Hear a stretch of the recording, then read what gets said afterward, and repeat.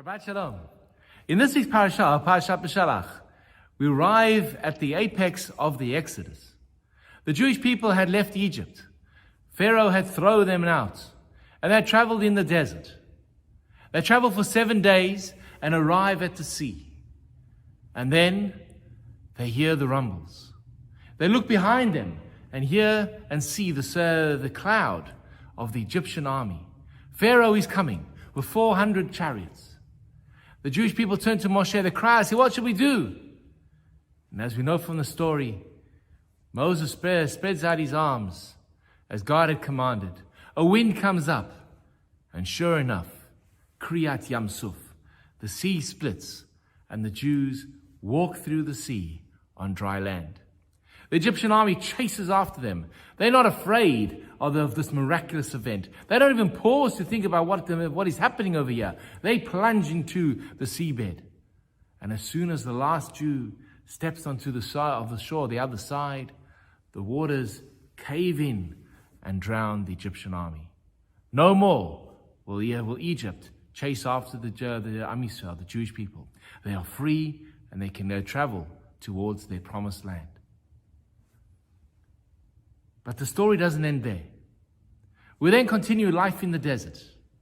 And with 3 days after that incredible miracle, the Jewish people complain to Moshe and says, there's no water for us to drink.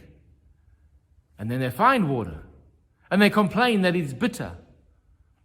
So Moses is told by God, cast a stick into the water, and the water is sweetened. And then they complain about the lack of food. All these complaints. Our parasha is teaching us one of the most important lessons about faith and human nature.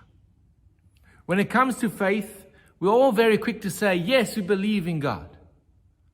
I remember the following story. There was a trapeze artist who was an amazing trapeze artist. And the people said to her, and he was standing on the side. And there was a rope from one side of a ravine to the other side of the ravine. And he shouts out to the people and says, do you believe that I can cross this rope? And they said, yes, we believe. And amazingly, he crosses. Then he says, do you think I can cross the rope walking backwards? And they knew he was a full famous trapeze artist. They said, tightrope walker. He said, yes, we believe. And then he walks back. Then he says, do you think I can walk with a wheelbarrow over the tightrope? And they say, yes, we believe you can. And he does. Do you think I can walk backwards? They said, yes, we believe. And then he does one more. Do you think I can walk blindfolded, wheeling the barrow across the ravine, over the tightrope? And they all shout out, yes, we believe. And he turns to the crowd and says, can I have a volunteer? And there's absolute silence. See, it's easy to have faith when it doesn't affect us directly. But when suddenly we have to do something, we all chicken out. Az Yashir. In our parasha, Moses is told, going to the sea and a miracle will take place. And Nachshon ben Aminadav jumps into the ocean and the sea splits. But as soon as the miracle is over, people revert to their original state.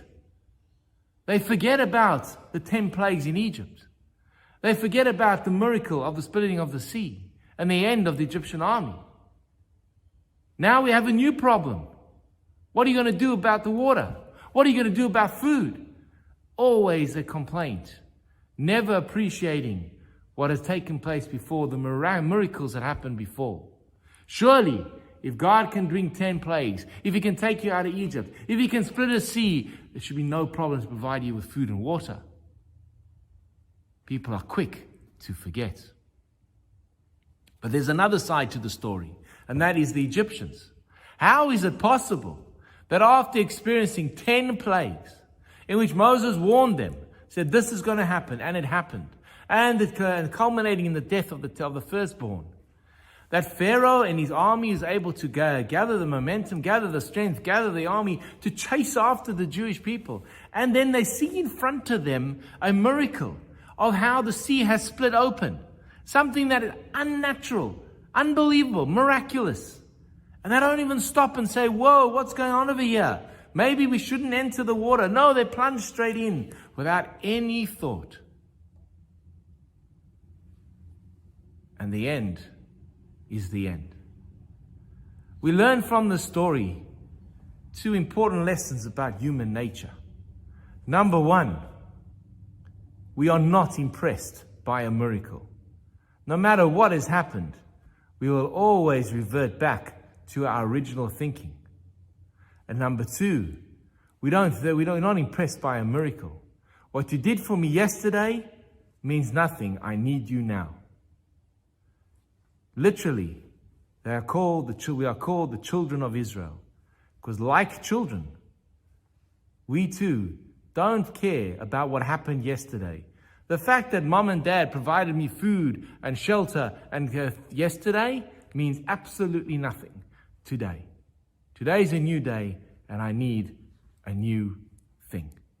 What happened in the past, I don't worry about. I don't care about.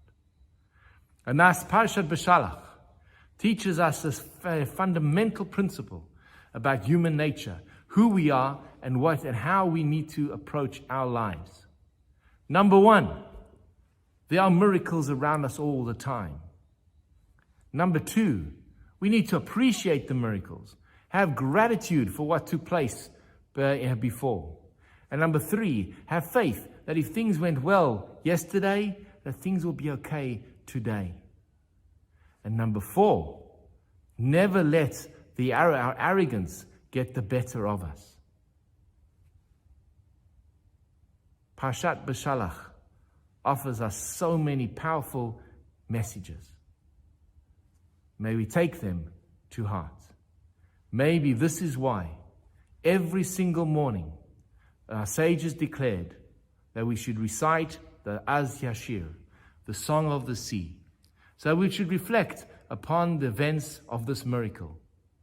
Reflect from the perspective of the Jewish people, and to appreciate the gifts we have, and to look at it from the perspective of the Egyptians. Realize who we are, and never become so consumed that we don't appreciate what is going on around us. Shabbat Shalom.